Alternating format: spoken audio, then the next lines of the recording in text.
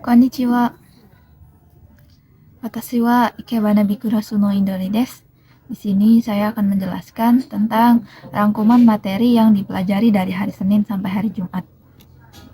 Pertama, pergunaan partikel ni dan ga yang bermakna oleh. Partikel ni di sini bermakna oleh jika partikel ni diakhiri dengan kata kerja ukemikei, te arimasu, shieki ukemi, te moraimasu, dan te itadakimasu. Sedangkan partikel ga yang bermakna oleh jika setelah partikel ga diakhiri dengan perubahan futsukei seperti rutanaitai, ikeyoshi, nakeyoshi, dan no. Tetapi dalam partikel ga ini, jika partikel ga tidak mempunyai perubahan rutanaitai, ikeyoshi, nakeyoshi, dan no di akhirnya, maka akan bermakna nya. Contoh partikel ga yang menggunakan atau bermaknanya. Contohnya, marui denki ga tsukimashita, artinya listrik yang bulatnya telah menyala. Kemudian penggunaan partikel kara, node, te, dan tame. Partikel kara dan node memiliki arti yang sama, yaitu karena.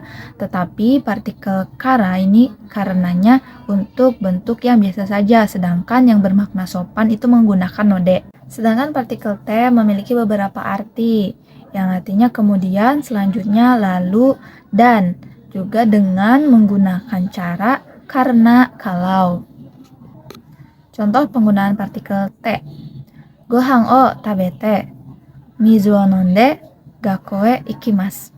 Yang berarti makan nasi, kemudian minum air, lalu pergi ke sekolah. Partikel T ini selalu berada di tengah kalimat yang berakhiran koma. Jika partikel T ada di belakang, berarti dengan makna perintah atau tolong. Dan partikel T yang berada di tengah kalimat itu bermakna karena. Ada beberapa ungkapan untuk melanjutkan kalimat dalam bahasa Jepang, yang berarti kemudian, lalu, dengan begitu, kalau begitu. Menggunakan bahasa Jepang, yaitu soste atau de atau nde. Kemudian soshite tara, so suru to, sore nara atau naru nara. Kemudian soreja, sore dewa, dan sore kara. Ada lagi untuk selanjutnya atau wa dan suki kara. Untuk penggunaan kalimat kemudian, lalu, dengan begitu atau kalau begitu di akhir kalimat, biasanya menggunakan des, endes, dan nandes. Contoh kalimat yang menggunakan beberapa partikel tersebut, yaitu kore wa mada nomanai kohi desu. Artinya, ini adalah kopi yang belum diminum. Kemudian, untuk mengungkapkan kalimat yang bermakna pendapat, misalnya sebaiknya, lebih baik, boleh, atau bisa di sini mengandung makna izin, yaitu menggunakan kata kerja kalau ii, jisokai to ii, tara ii, jisokai nara ii, kemudian ba ii, ba ii, dan temo atau tewai. Rumus untuk kata bendanya menggunakan ga, noho ga, taho ga, dan runo atau koto ga, kemudian runoho ga. Contoh kalimatnya yaitu benkyo shita houga ii, sebaiknya belajar. Kemudian kata sifat i, ku, dan kata sifat na, ni, yang bermakna dengan. Contoh, hayaku kaerimasu, akan pulang cepat, atau genki ni hatarakimasu, bekerja dengan sehat. Kalimat narimasu dalam bahasa Jepang itu bermakna sopan. Contohnya, genki ni narimasu, menjadi sehat.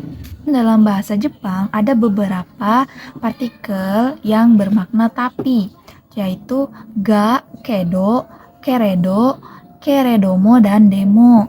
Ini memiliki arti atau makna yang Satu, berlawanan. Kedua, penghalus atau penyopan kalimat. Ketiga, penyesalan atau permohonan juga keinginan. Kemudian, sekedar penghubung dan penegas pernyataan. Contohnya, ano hito wa kirei desu ga heta desu. Artinya, orang itu cantik tapi bodoh. Di sini penggunaan kalimat tapinya ada di tengah, yaitu desu ga. Kemudian penggunaan partikel ka yang bermakna pernyataan biasa atau penawaran juga ajakan mau atau tidak. Contoh partikel ka yang bermakna pertanyaan biasa. Contohnya, gohan o tabemasu ka? Itu yang berarti apakah makan nasi? Nah, itu maknanya penggunaan ka dengan biasa. Sedangkan partikel ka yang bermakna ajakan atau penawaran, contohnya gohan o tabemasen ka? Di sini tabemasen ka bermakna ajakan, yang berarti apakah mau makan nasi? Partikel ka yang bermakna ajakan ini bisa ditambahkan dengan yo atau ishoni. Nah, contohnya maukah makan nasi? Gohan o tabemashou ka? Maukah makan nasi? Jika tidak menggunakan partikel ka, itu bermaknanya ayo. Contohnya, gohan o tabemashou, artinya ayo makan nasi. Kemudian partikel mo yang berarti sudah. Di sini jika ingin mengatakan sudah itu menggunakan mo.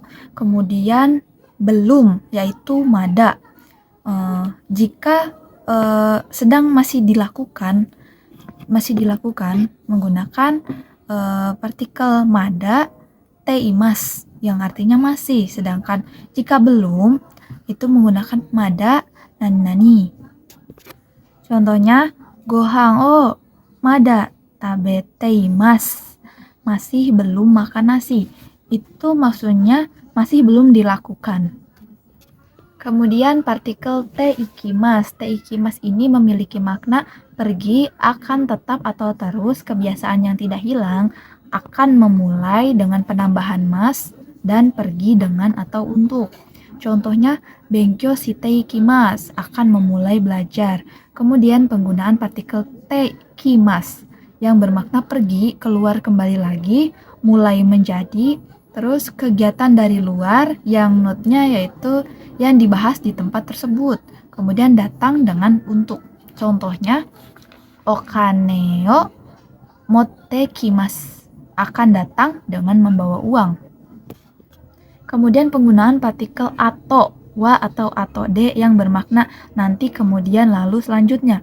Partikel ato ini yaitu partikel yang tunggal yang diletakkan di awal kalimat. Dalam bahasa Jepang, ada partikel yang bisa menentukan tempat kata kerja yang dilihat dari kata kerjanya. Misalnya, partikel D ini, partikel D untuk menentukan tempat kata kerja aktif, sedangkan partikel ni untuk menentukan partikel atau menentukan tempat kerja yang pasif. Contoh penggunaan partikel D dengan kata kerja aktif. Contohnya, dai dokoro de gohan o tabemasu. Artinya makan nasi di dapur. Ini menggunakan partikel D karena kata kerjanya aktif, yaitu makan, melakukan sesuatu.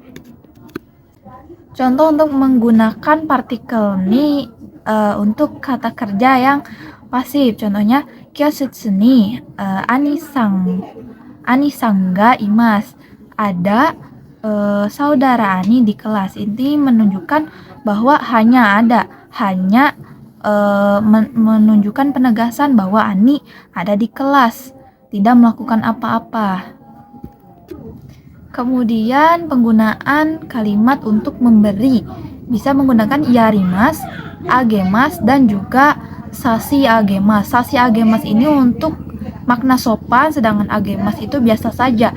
Iarimasu biasanya digunakan untuk hewan atau orang yang umurnya lebih rendah dari kita. Note-nya di sini adalah memberi kepada orang lain, bukan kepada saya atau pribadi. Sedangkan memberi kepada saya atau kandung, yang memberi bukan saya atau orang atau kandung, intinya orang lain kepada saya atau kandung itu bisa menggunakan kuremas atau kudasaimas. Kuremas ini untuk futsuke, sedangkan kudasaimas itu bermakna sopan. Kemudian penggunaan kata moraimas atau menerima dari pelaku. Moraimas ini bermakna biasa, sedangkan itadakimasu itu bermakna sopan. Contohnya, Ani sang wa watashi ni hana o moraimashita. Saudara Ani telah menerima bunga dari saya. Kemudian penggunaan kuremas atau kudasaimasu yang bermakna perintah jika maskei dihilangkan. Contoh, okane o kure, okane o kudasai, itu berarti beri saya uang. Jadi di sini maksud dari kuremas atau kudasaimas yang bermakna perintah yaitu orang lain yang melakukan dan kita yang menerima hasil. Sekian penjelasan dari saya. Ojigan o itadaki arigatou gozaimasu.